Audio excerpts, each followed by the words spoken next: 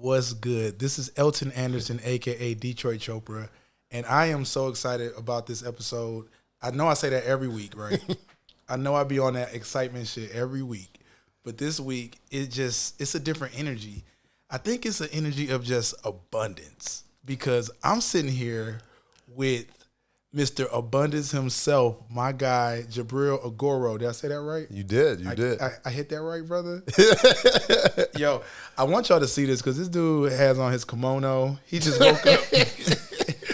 My boy just woke up with a kimono on a Tuesday, and we just living here in Bali in just so much beauty, so much joy. And, I just wanted to have this guy on here. I brought the podcast to him because he is just that magnetic. He's just that attractive. Like, I mean, not like that, you know what I'm saying? Pause. But you know what I mean. He just has that attraction down, man. So without further ado, Jubril, what's good, brother? Man, all is good. I was just literally talking to Tracy. Shout out to my publicist, and we were just talking this morning about, I'm like, it's hard to have a bad life here in Bali. The energy is so good. Everyone is happy, and there's so many people out here living their truth. And I'm serious, because they asked me to do an interview. They're like, yo, what are the things that you do to cope with stress and this, and what do you take? I was like, stress. Yo, tell them miss me with the interview because I just don't got it. I'd have to make something up. And so yeah, it was just funny. So I was just thinking about that. But yeah, Bali is a different. It's the island of the gods, and I'm just grateful because you're here, literally came to the home to, just spread the message. And whatever you've got for me, I'm ready to share, openly and authentically with you. Oh, bro, that's all you got, man. Yeah, and speaking of your home, man, that was crazy because me and Jubril, we've known each other for a few years now, but this is more like just knowing each other. It wasn't like I ain't have his number or nothing. Like, it was just like, that's the homie. But then when I was on my way back here to Bali last month in March, he was like, yo, just come stay with me, bro. I got this 5-bedroom house. I was like, what? And that sparked the start of this amazing friendship. And I'm so happy to have him here. So, yeah, Jubril, man, like, let's just talk, bro. Like, you're here in Bali. Yeah. You travel. We're going to get into Passport Heavy because if you have not watched and subscribed to Passport Heavy, then cut this whole podcast off, go watch and subscribe to Passport Heavy so you can get a better idea of this man and what his passion is. This Passport Heavy is like a passion project for you, right? Yeah, absolutely. Yeah, but it's so amazing. It inspires so many people to travel, especially people that look like us, especially people in the diaspora who want to see the world, but we don't want to go to just Miami and Vegas all the time. And, there's no disrespect or no shade to anybody who only has the means to do that, but you show options and opportunities for not only people like us to go and travel, but you also show these different countries and these different resorts and travel companies that there is gold in the Black community. Yeah. Yeah. How did you get into that, bro? How did that even start? Man, it's a big question. So, the first place that I went, internationally by myself was Cancun, Mexico. $200 flight from Chicago. And what was the airline back then? Because I left out of Midway. Spirit. Like the cheapest flight, Frontier or Spirit? Like ATA or something, like back in AirTran.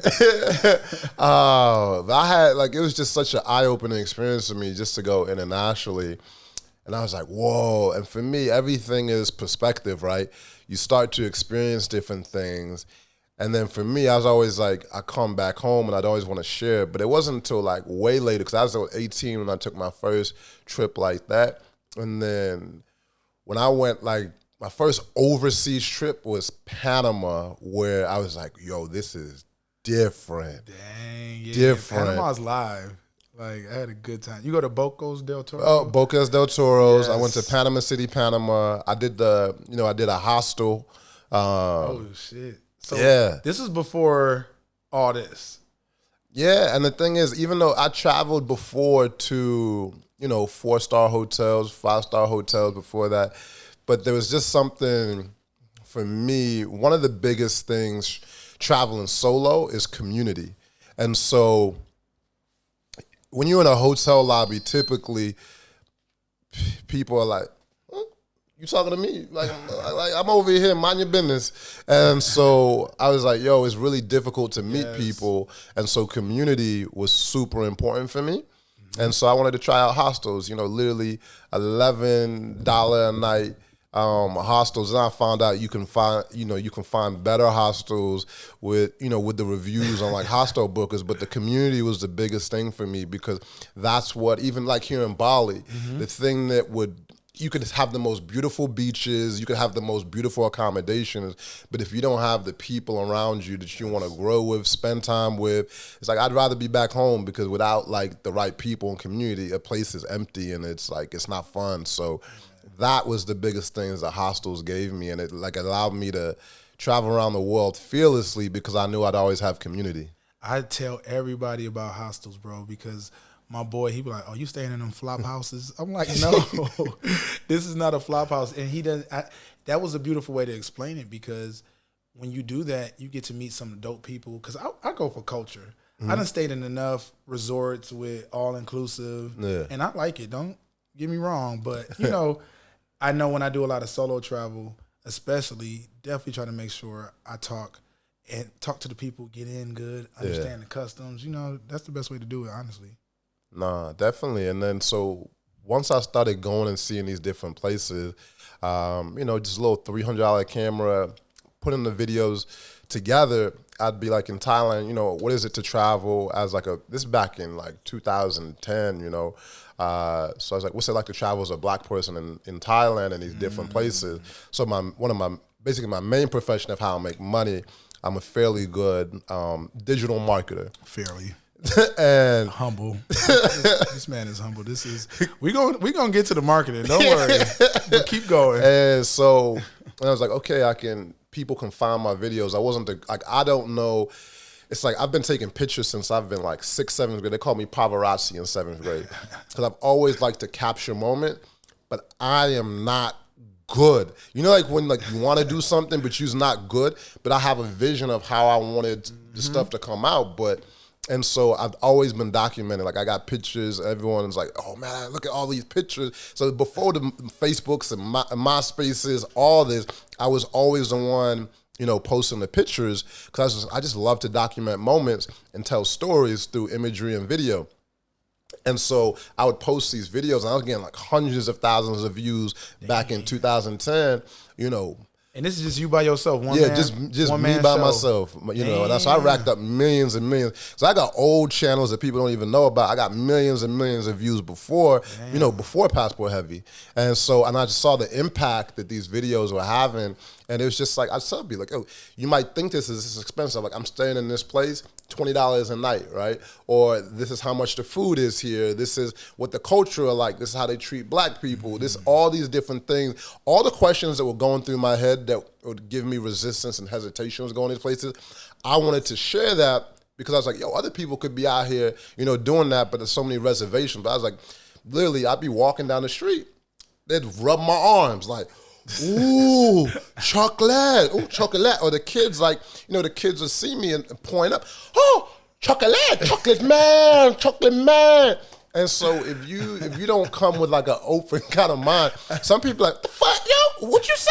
And so I'd want to tell people it's not so much a malicious thing. Yeah. Just like first time, they're like, oh shit, it's like, damn, black people from TV, or like not having full perspective. And also back then, I was like really like an ambassador for black, I still am, but like then, like literally a lot of them, first time I talked to, like, I remember talking to this one girl, she was 23 years old from Korea, and she was visiting, I was in Laos, just a small country next to. Oh yeah, I've been there. I love Laos. And so I was in this place called Vang Vienne, and homegirl was like, I could just see her looking at me, and I was like, what's up? You guys just like, and then like after we got to talking a little bit, she's like, first black person I've seen in my life. Like, and so in America, you're a dime a dozen. They're like, oh, not, it's like, so like with this kind of thing, And then obviously we come in all different shapes, sizes, race, sexual orientation, all these different things. And so, but people normally on TV only get one perspective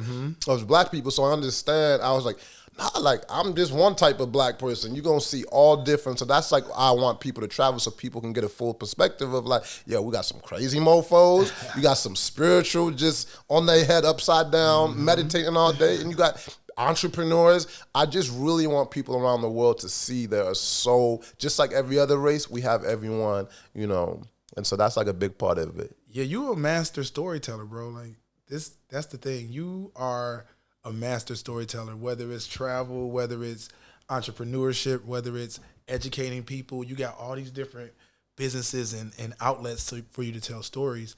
How did you get into that? Like, I know you said you were into photography, but how did you, and pictures and video, how'd you get into, like, you know, marketing? How did you get into that field and start telling stories there? I've been in the marketing since I've been a teenager. It's just something that I've been intrigued by. I was like, okay, I feel marketing is just understanding your audience. I feel like if you understand your audience, it will lead you, you know, to the promised land. They'll tell you what they want on the low. Yeah, like, and so that's like the thing all about marketing. I tell people, my tag, I've been saying it for so long, understand your audience and it will lead you to the promised land. And so it's been an evolution. Like, I started on eBay, and then I was selling supplements, and then eBay like changed their algorithms, and so stuff that they took away. You used to be able to do this thing called homepage features listing. Things started changing. Long story short, the internet was still working. The internet was great. I knew it was the future. And then things got so bad for me because what used to be super profitable was now not profitable.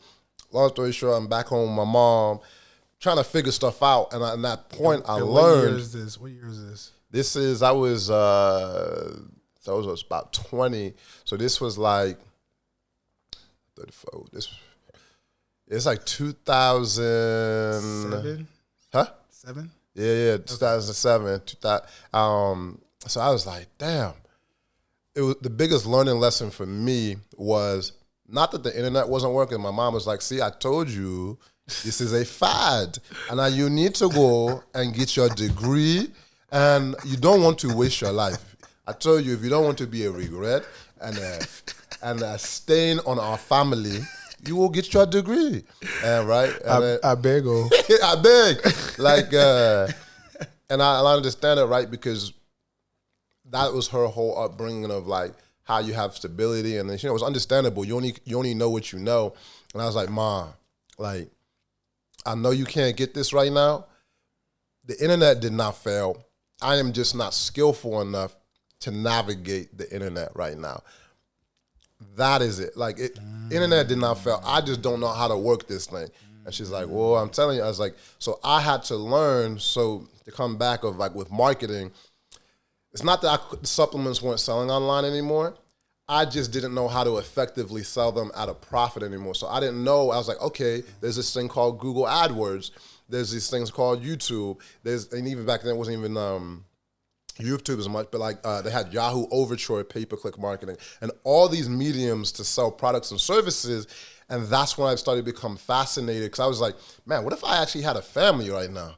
What if I had all this other stuff? What if I had like a real big mortgage, all this stuff? And then just because the platform and the algorithm, I needed to learn how to be able to sell in any type of weather, anything that's happening. And that's where the resilience came from, because I was like, I don't need just one platform to be able to distribute. And so that's where I really started to become a master marketer of storytelling, learning how to market on different platforms. Because I was like, this would be the worst. If I was here with my wife and I was like, yo, babe, and the kids are like, yo, I like the Ritz. Like, we got to go back to, Holiday Inn. Like, or like, what's this? They don't got turned down service here? And I'm not saying anything, but I'm just like, if like once you get used to a certain type of living, and I was like, I never wanted to have that kind of pain in my life. Or taking care of my family. Like, a lot of people depend on me now, so I was like, I have to become skillful enough, and that's where the love for marketing. And I just love telling stories, but I was like, but the fascination of being able to survive in any weather. Yeah, man, because I'm getting fascinated. So I've been out here staying with this guy, and we just been hanging out, and you just get all of this game through like osmosis. Like he'll just be talking about, pass me the champagne, and then just give you another sentence to just be game. Like, oh shit, let me take my notepad. So I keep my notepad out every time we talk to this guy. And I mean, honestly, my fascination with this has been just going through the roof because I came out here on some like eat, pray, love, trying to find myself type stuff, and we met last year in January of 2020. And you were just about to leave Bali. Yeah. You were just about to leave Bali, and we met up at this spot called Fins. If you out here, Fins is the move. And we were just out there drinking and chilling. And I was just watching the way he moved. Like it was just like cool and just welcoming. I'm just like, yo, here goes some champagne. I'm like, wait, I was just coming to say hi, and I never forget that. And I know with that, I was like, okay, so this guy, he just moves different. He moves in a way that's welcoming to everybody. And the more I started to study you, so I started to study you, and I'm like, oh, he does marketing. What does that even mean? What does marketing even mean? Jubril, first of all, what does marketing mean? So what does marketing mean is a great question. It could mean so many different things, right? So for me, I would say I specialize in storytelling mixed with customer acquisition. Like, are you actually making money with this? Is it effective, right? Direct marketing. Or for example, shout out to one of my business partners, Tiffany the Budgetnista. Now New York Times bestseller. Shout out. And so like, and we started back in 2015 together. And so so I'll give you this example of marketing, right? So she knew personal finance. Yes. She has a heart of gold. Like she actually truly cares about the people around her. And so what I was able, and then we're in this group called Madness Travel Tribe. Yeah. And so we met probably 3 or 4 years. We'd known each other online. And I was just watching from afar. You know how you just kind of watch some people from afar? Mm-hmm. And then I was like, yo, what she's doing is really dope. And I was like, I could really help scale this up. And so when I started talking, she's like, I don't know if I got a Jubril budget. I was like, no. Like, I was like, I want to partner with you. You are going to be one of the greatest to ever walk. Like, I truly believe she's on like that Oprah type of, like, I tell her all the time, like the vision I paint for her in her head from day one, I was like, it's going to be like Sunday. And Patty's gonna walk in with with the food, and then Oprah gonna be like, "Yo, Tiff, what we doing today?" Michelle gonna walk in. It's just like she is on that level of impact. She has that frequency, and I'm telling you, she just has it, and I've seen it from the beginning. Like, she's not even all about like, oh, I need to be on this and this and that. I don't need to be at this party. Like, she's about the work, and I saw that from the jump. And so I was like, yo, my shit easy. All I gotta do is put a little bit of gasoline with the ads. So, she was building, and I was like, with ads, you can be so strategic. And so literally I was just gonna put her in front of the right people with the advertising to literally 100 exit in a very short period of time. And that's like the power of ads, but a lot of people don't know how to really use them, because you can have something great, but the thing is you need to just get in front of more people, and that's what you can do efficiently. And then and I also have the knowledge of how to build businesses and like, with the affiliate marketing and then building digital product, all these things, combined, and then we kind of, put it all together, and just literally rinse and repeat. Like, if you have something good, that's what ads can do to you. So it's like gasoline to a fire. And you could do that in any industry. For example, you could be, like, even in travel, I'll give you this one little thing. It's like you could almost, I call gamify, like the travel market as well. So, like, going back to Panama. So one of the, like I said, understanding your audience, right? So Panama, back in 2014, I created this video about like a passport heavy style video, which is kind of like a high production video. And I was talking about why Panama is so great, the sophistication of the people, things to do there, their beautiful buildings. And so a lot of people in America don't really, they're like, oh, is that like Mexican, this? Like, people are really not, they don't have a full perspective of everything. So when I created this video, people are like, yo, this is crazy. And I posted it organically on Facebook. It got about 7,000 views. And then like in about a week or so period, I was like, man, I know ads. So I put about a few $100s behind the video to promote to people in Panama this video. And then it just went kaboom, and people started sharing it. And then I kept putting a little bit more money behind it. But then within a week, the video had like 400,000 or 500,000 views because I did ads to people in Panama, right? And then so it's like understanding the audience. Like, they've never seen anything like this. They have a foreigner talking great, showing this high production video. And then with that, I was on this show called Calle Siete, which was the biggest TV show in Panama. I walked on set. They're like, oh, you're that guy. Woody woo. And then I got to go to the president's house. Like, a lot of the biggest families, hotel owners were all reaching out because of the power of ads. So you can use it. Like, my people like, how do you even shoot these videos? I found my filmmakers by using Facebook ads, right? There's so many different ways that you can use the power of marketing. It's like, it's unbelievable. Bro, this is like, because like I said, this is knowledge for me. I don't care who else listens to this episode. I'm getting all this knowledge. I'm just sharing it with y'all. But that's what I'm getting from what you're saying is that if you have something good, you're good at identifying good. Your taste level is off the charts. And you see something good and you're like, if I take you the gas man, you the petrol, you bring he's like, I'm about to blow this shit up. I'm about to make this blow up. And so is it now because you have the knowledge of marketing, you can identify things that you love, and like, how do you identify things that moves you? That's like, okay, I need to add my sauce to this. Like, what? Man, I think it comes from relationships, right? Everyone that I work with comes from a relationship. I study people, right? I study happiness. For me, bless you. My whole purpose is freedom and happiness. Like, money is great, and money is important. Like, I tell you, it's a whole different experience flying economy 18 hours than it is flying lay flat business. Like, I'm not gonna sit here and be like, the shit's the same. It's not, right? Correct.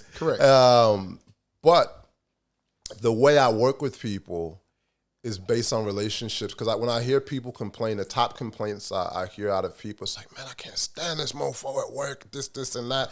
Or I can't stand this family, or like whatever it is, it's always like, it's based on like where they have to spend the time in relationships. So anyone that I work with is out of love. Like, I've known them for a while, and I'm like, I see how they move. I see what their integrity is like. I see how they talk to people that they need and don't need. Just like their character. And then that's how so more than a product or a service, whatever you're doing, like, for me, it's like, it's about the happiness. It's about the balance. Like at the end of it, it's like, what's the point of the money if you can't enjoy your life? And if you're not enjoying your work, you're not enjoying life typically. And so that's how I typically partner with people. How did you get this mindset though, bro? Like, cause again, I always see abundance when I see you. How did you get that abundance mindset? Because so many of us, bro, we just because you grew up in Chicago, right? Mm-hmm. So many of us, I grew up in Detroit. So many of us have that lack mentality, like that scarcity mentality. Like, I want to wait for these checks for every 2 weeks, or it's almost like a win-lose mentality. Like, I feel like sometimes people feel like they're in competition with you and trying to get this job or whatever. How'd you get past that? Like, did you grow up in a kind of lack mentality? Not necessarily with your family, but in the society where you grew up. And then how'd you get out of that, bro? How we get to abundance? That's what I want to know. How we get this abundance mindset? Abundance mindset, man. I would say I've definitely listened to a lot of personal development. I'm always working on myself. Always since like 17 when I really became conscious of being better. I can, every single day. So it's like, I've been setting goals. I've been reading books, and always thinking about how I could be wrong as well. But then to get to the abundance mindset, man, because like, I mean, yeah, I actually, it's not something I focus on a lot, but it's like first 9 years of my life. I had some amazing foster parents, but like first 9 years of my life, you know, I had foster parents, then, you know, single mom, never made more than like never more than 25,000, you know, with 2 kids in Chicago, 25,000 a year, right? In Chicago. And so it's like, you know, and my mom, I see, you know, you see how hard she'd work. For me, it's like, it's crazy. It's like, when I look back, I'm like, damn, like, and then when you don't understand until you get older. It's like, literally, I used to have used Nike shoes. Like, we would go to the store and get used Nikes. Like, someone else wiggled their toes in the shoes before me, right? A whole other footprint in the shoes. I know. A whole other footprint. And so I've always, and I think this is abundance for me is like, I keep going to the word freedom because this is like what resonates for my soul. And I'm glad I was able to get past, I guess, like material things. And I want to kind of break that down a little bit because there was so much pain as a youth for me in not having like nice shoes or just, they like, you know, kids gonna be kids. Like, bro, you ain't got them joints. I got Payless, you know. And so that was a lot of pain for me growing up. I wanted to like buy things to show like my worth early on. And so as soon as I started to get some money, I was buying all the shoes, all these things, so people could see that like I had value. And my abundance because after I lost like everything too, when I was like at 20, 21, like I had to sell my cars. I sold like I even sold all my Jordans, because I had like this collection. And then I was like, man. And then after I started to build back up, I never went back to the material thing because when I started to experience and travel the world, you live a lot different when you only have one suitcase. So all this stuff that I thought was important to me, I was like, I'm so happy without all this stuff. And there was so much less restriction. And I guess like that, I was like, man, women checking for the boy without all this stuff. Like I don't have watches. It's just like more of a being than like any physical item could. The aura is so much, like there's nothing that I could have a watch, but the aura is always going to be doper than like.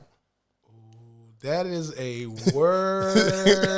That is a word. That's a lot of my journey too, giving everything away. And you know, you call it minimalism, you can call it letting go, but yeah, man, because it does something to your vibe. Like that's why I'm glad you brought up the aura. It just does something to your vibe, to that you don't need all of this to say your worth. And you said something very important. You said it's about the being. It's not about the having.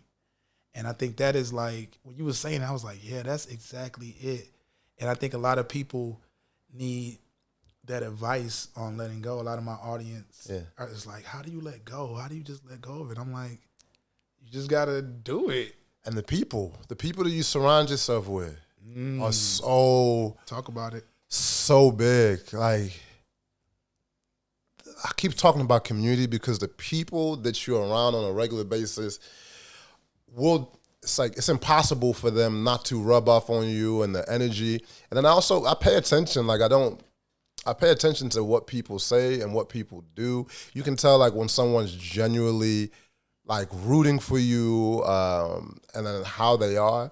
And because human energy is everything. And so I'm very selective on who I allow into my energy because I just want to be happy. And everyone around me, and then also when they see, they're like, yo,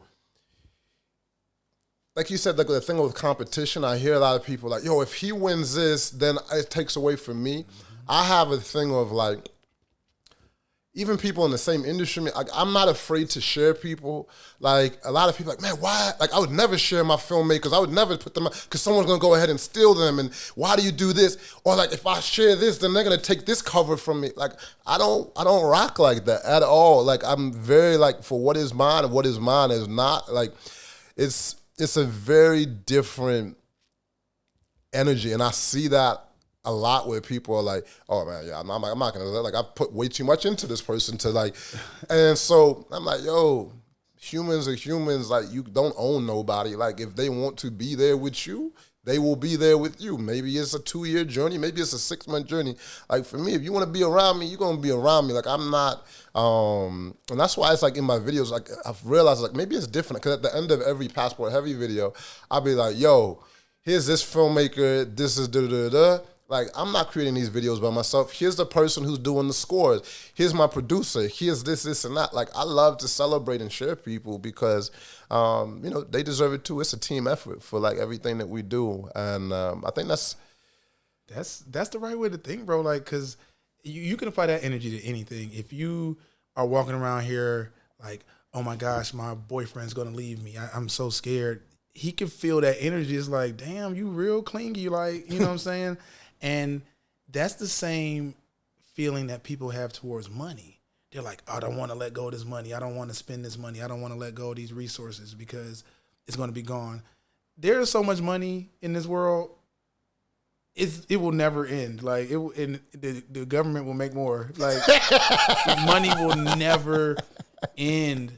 It will never be a lack of money. But if you have that mentality and you bringing that energy to money, then that's what money's gonna do. It's gonna run away from you. Like if you try to hold on to anybody too long, they're like, "Let me get some space." I tell you, one of the most unattractive things that's like in this dating world is like clinginess for me because I'm such a freedom person. Yeah. Like what will push me away faster than anything is like the clinginess to me. Like let's just be. Don't like a second, like the second you feel it, bro. You should see his face. He's getting like he's starting to itch just thinking about a clingy chick. Yo, how's dating life? How is dating in this part of your life? You're 34 years old. Yeah. You got all your teeth. His beard is popping. He over, what you, 6'3"? Yeah, I'm over 6 feet. Y'all, this is an eligible bachelor right here. What is dating like for you, bro? Because I know, this is a crazy world, man. I'm definitely not the most traditional guy in the world. For me, I really just want to have a best friend that I can rock out with throughout my life that allows me to still do what I want to do. Do what you want to do. It's also I think that's a whole nother podcast. A whole nother episode. But for me, I'm like, some things might not work for other people. And the more like intimate, deep conversations I have with people, some people have different lifestyles. Like, so for me, honestly, man, I was like, I don't know. I feel like I'll just say I'm not into I don't think I'm gonna be married to one. Or just maybe one woman for the rest of my life. Like, I just don't see that being. I think I'm gonna have a life partner. Yep. But the whole traditional, and I was like, it's flow. It's a flow, bro. I get it. Freedom for me. That's my word too. Freedom for me. I'm in a relationship right now, and I'm like, I need to be in Bali for 3 months, and I might be back to the States for 3 months, and then we might meet another. And it's two adults. Like, you don't own nobody. Don't nobody own you. And what people confuse with love is a lot of time insecurities, like that childhood traumas and shit, like just all these different things that you're bringing onto this person. And I think a relationship is like two people creating something new, not I need somebody to complete me. And ladies, we're just trying to put you up on game, like I said. Jubril, I think he's currently single, so, open-minded women only apply. We'll move forward from that. Yeah. But no, Jubril, so of all the places you've been, how many countries have you been to? I have no idea. You don't even count. Look at him. Yeah. He don't even count. He just like 150. Who knows? One of the things, again, I think it's dope when people see a lot of countries. For me, it's it's about the experience. So sometimes I might be a place for a week, and I was like, or a month, and I'm like, okay, I'm vibing with this. This is maybe it's gonna be 3 months. This is gonna be 4 months, 5 months. Because I'm not really a checklist person. I'm more like, yo, I really want to get to know this culture and these people better.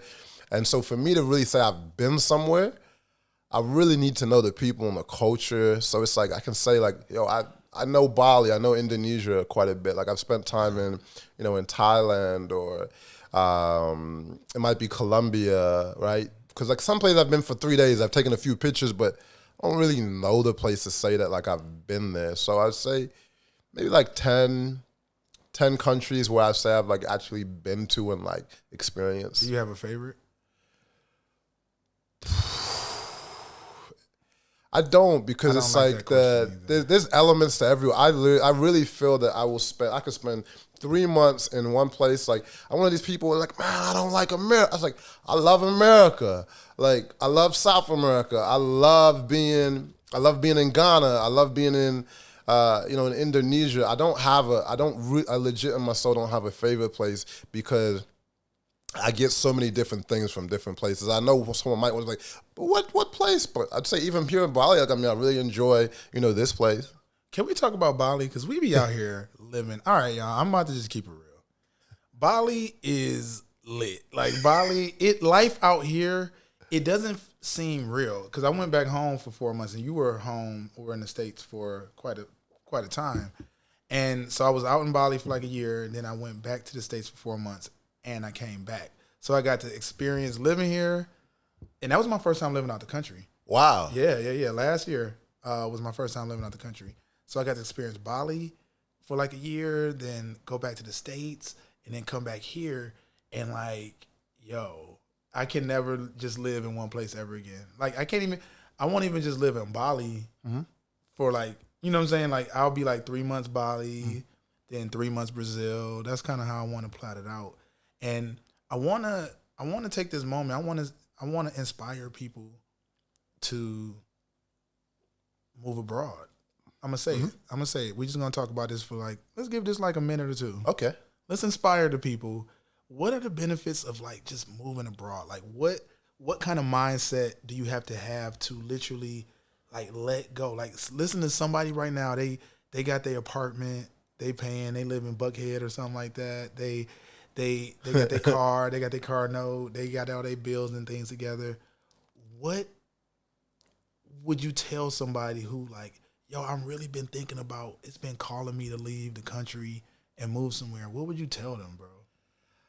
I say it's never been a better time in the world to do it. Let's talk about cost, right? So here you could get a really nice apartment in like the best part of town for about $500 a month. Yes. Main method of transportation here in a place like Bali, Indonesia is scooter.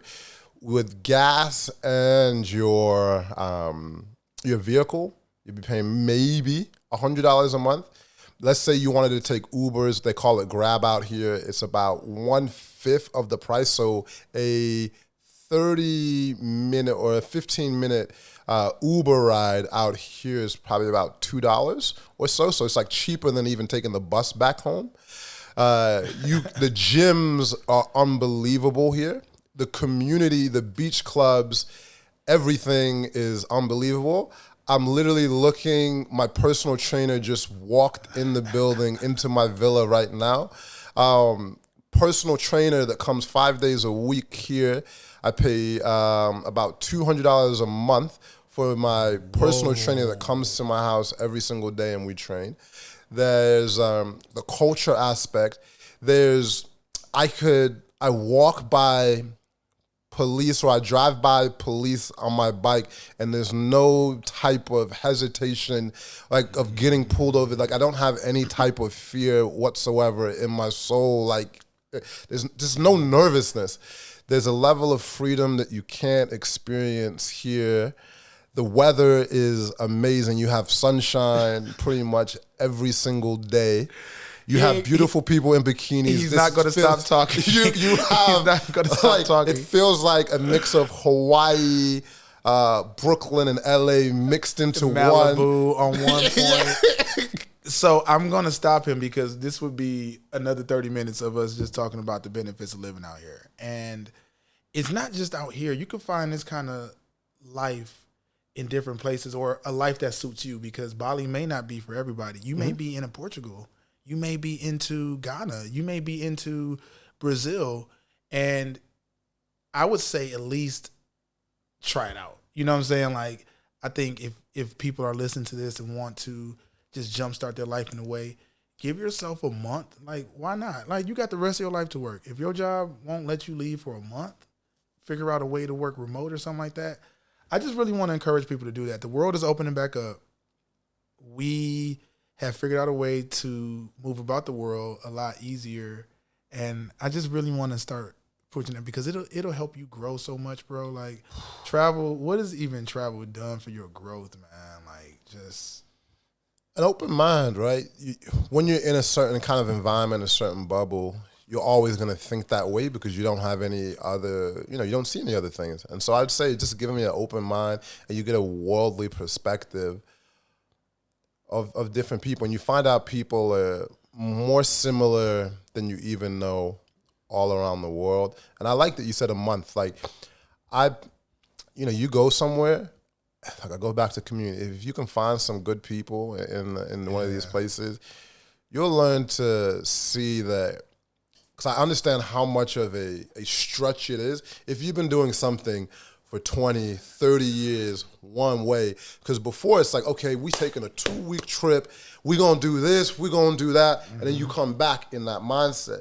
But if you actually go somewhere with an open mind for a month or 2 months, you'll surprise yourself how actually easier than you thought it is, and cheaper, because a lot of times with vacation, that's the thing with vacationing versus living somewhere as a lifestyle. And if you find communities, as expat communities, you got these Facebook groups that you can tap into all around the world, you'll know that you can stay places longer. Cause growing up, the hell I think I'm going to be, you could not have told me. And, when I was 20 years old, 15, I was like, you will be living in Bali. And what the hell? Never. It wasn't even, Indonesia, what? Yeah, man, it is, man. It's like really mind-blowing. It's like really mind-blowing. But it's so beautiful. I'm like, yo, life is so beautiful. I'm like telling my parents, I'm like, y'all just need to retire out here. Just bring everything. Like, I'm about to force my parents to get out here and just like live the rest of their days. Cause this, let me tell you something, this just, bruh, you already know. Guys, we cannot even detail to you how beautiful life is when you let go. You'll find your tribe. You'll find your purpose.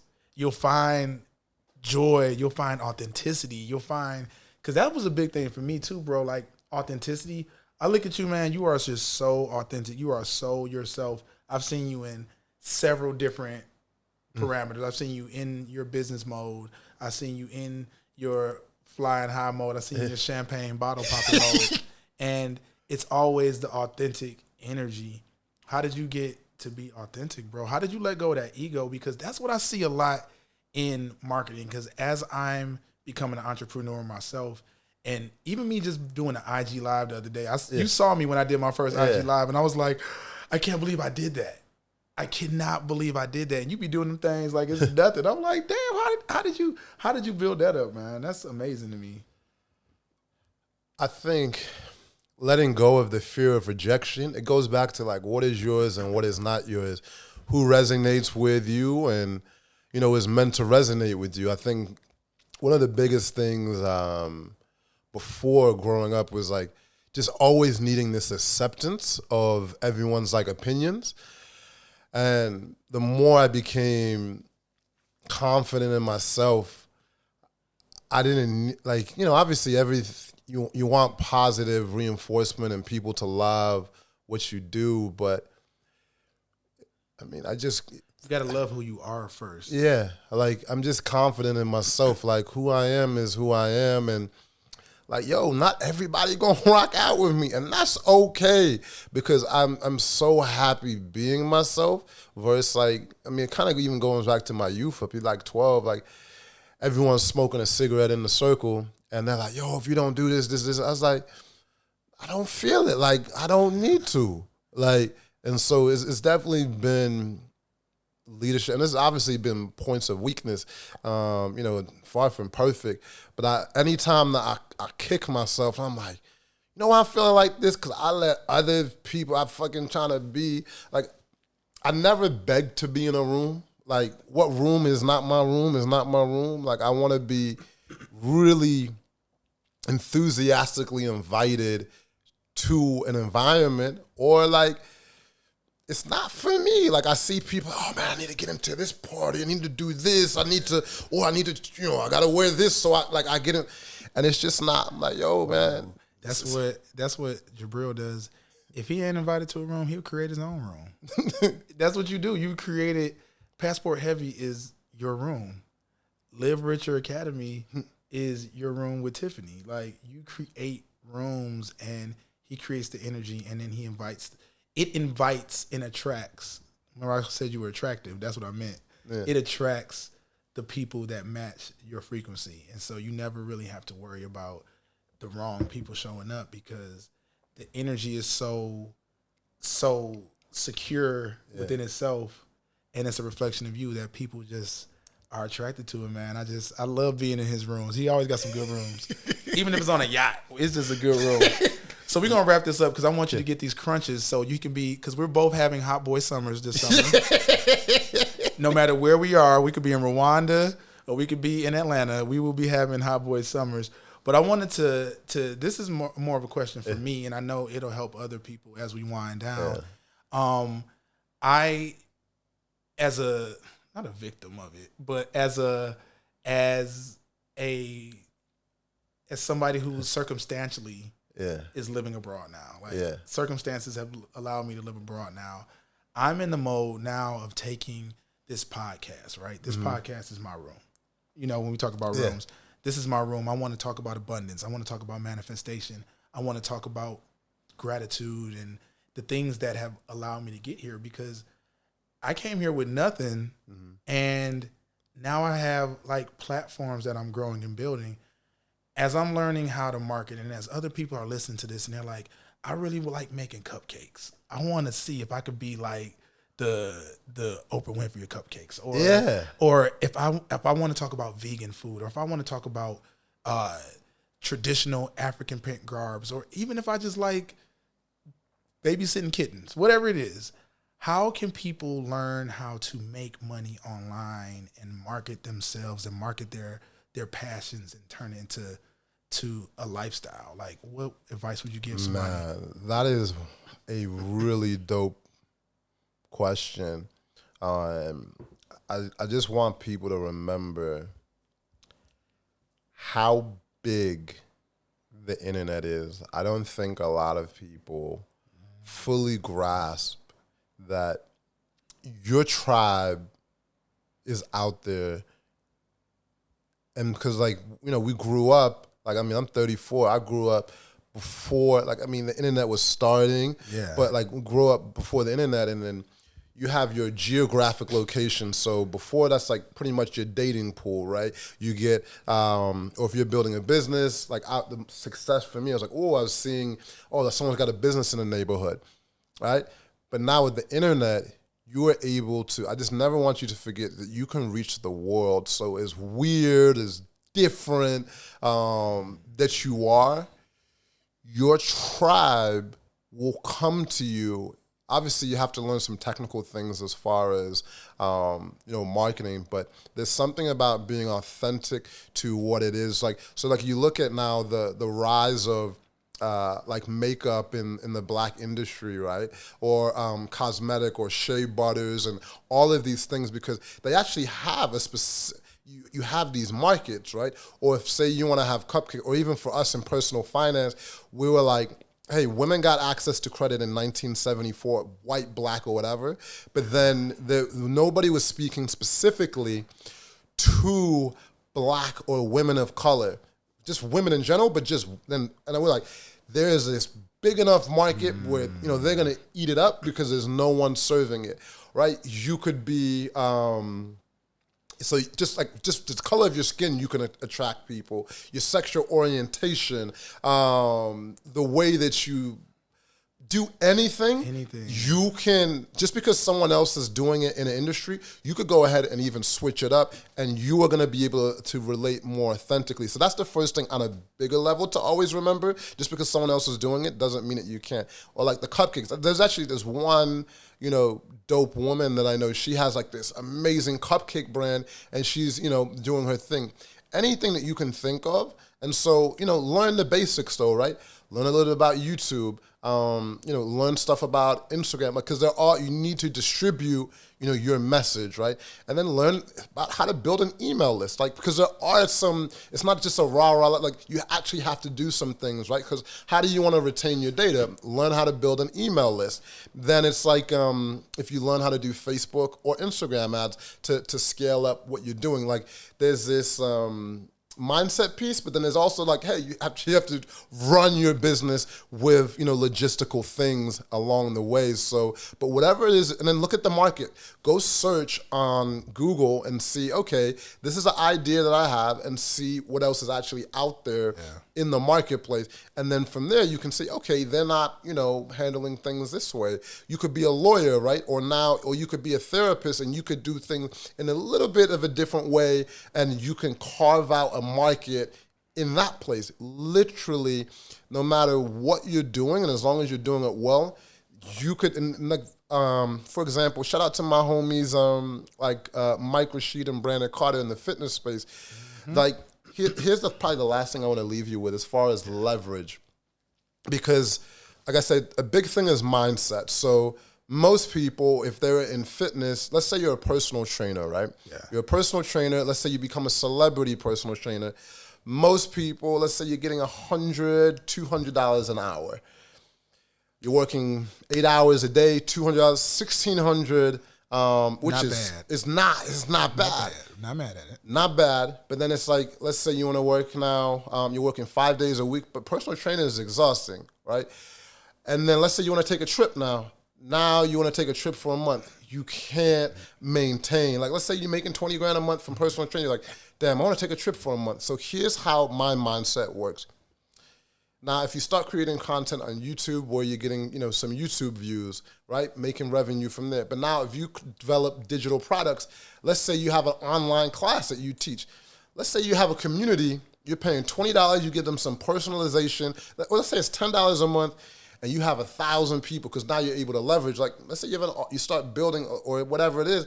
Now that's still working while you're traveling, right? Don't always think you have to do also some expensive things. If people want to have more personal, then you could also do, you know, personal virtual training. But I'm always thinking about leverage with what you can do, because you can work on something, build a product, and sell it over and over and over and over and over again, versus always trading time for money is exhausting. No matter how much money you make, it's exhausting to have to always exchange time for money. Like, I mean, just being real, like, I don't know the last day that for my companies where I haven't made at least 5 figures a day, right? Without, you know. Every day is a bad. You know. Every day is a bad. And that's without actually physically trading time. So wait, as we're talking on this podcast, you have on a kimono. This man got on kimono, some drawers, some UGG slides, and drinking some seltzer water. And during this 53 minutes we've been on this podcast, you probably made like a couple of stacks, is what you're telling me. Probably, yeah. I love it, y'all. Do you understand that? Because there's no, what time is on the internet? It's any time. Mm-hmm. Where is the internet located? Everywhere. And if you realize that, and if you start having that mindset, because the internet is abundance. It is literally, there is no lack of anything on the internet. Mm-hmm. Anything you want is on the internet. So why not take yourself to the internet and be able to be anywhere, anytime, and be authentically you? Bro, I'm so grateful for, like, I don't know if I've ever had a conversation like this. Well, look at that. On camera. Like you just got a way of, like, having a conversation. And so thank you. Like, thank you, bro. You definitely have a way of having a conversation. Like, I'm just like, wait, man, it's going to be 2 hours. Like, you just have, like, I just want to share. Man. I want to get to people this message because I like before in my previous life, I would post Instagram pictures, right? And they would be like, I knew it was more aspirational than inspirational. You know, I knew like people, you want to have the biggest yachts, the best pictures, the best outfit on and everything like that. Now I don't care. Now what I do care about is I want to be more inspirational. I want to make you, instead of seeing what I'm doing, I want you to make you feel the experience. I want you to feel this, and that's why I wanted to have you on. That's why this was so important to me, because I wanted people to feel the abundance that every time I'm in your presence, I feel. You know what I'm saying?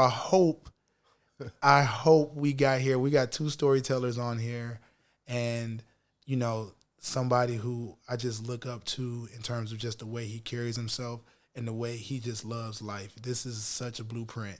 If you want to follow any blueprint, this is a blueprint on how to, like, live life, man. And we're in this beautiful location. I'm about to go jump in the ocean while he gets his workout on. And yeah, Jubril, just want to say thank you so much. This is not the last time we're doing this. Okay. You know, we might have to check in every quarter or something like that. But what do you want the people to know before you go, or where can they find you, or tell them everything they need to know?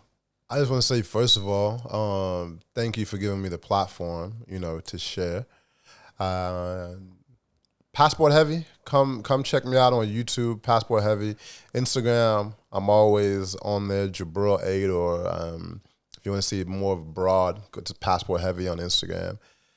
And then, yeah, reach out. Like, I'm always, if I have time, sometimes I send a video reply. Sometimes I don't respond. Like, depends how I'm feeling. Try your luck. And so, you know, but I just want, the thing that you just said that was really, that hit my soul of why I do a lot of what I do, is not just being aspirational. Like, yeah, we do some fly shit.